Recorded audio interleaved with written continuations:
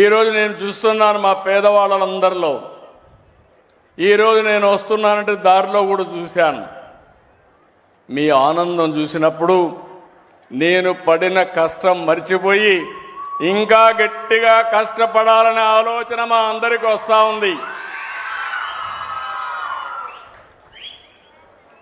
63 లక్షల, ఈరోజు మీరు చూస్తే 62,47,000 మందికి ఈ ప్రభుత్వం వచ్చిన తర్వాత 63,188 కోట్ల రూపాయలు ఇచ్చాం.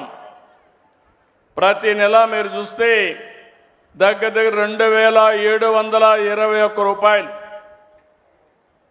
అంటే డబ్బులున్నా లేకపోయినా 2,721 కోట్లు మీకోసం రెడీగా పెడితే తప్ప ఆ రోజు మొదటి తారీఖు గడవదు.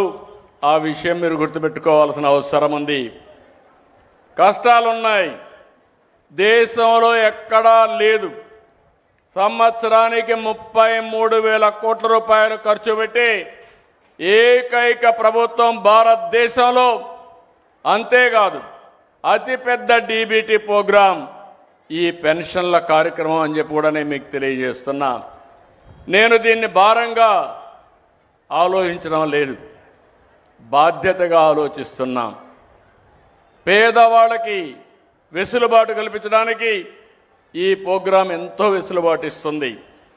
ఉదాహరణకు మీరు చూస్తే 4,000, దివ్యాంగులకు 6,000, కిడ్నీ పేషెంట్లు ఉంటే 10,000, మంచానికి పరిమితమైతే 15,000 దృక్పథం ఇచ్చే ఏకైక ప్రభుత్వం ఆంధ్రప్రదేశ్లో ఉండే ఎన్డీఏ ప్రభుత్వం అని చెప్పి కూడా నేను మీకు తెలియజేస్తున్నా.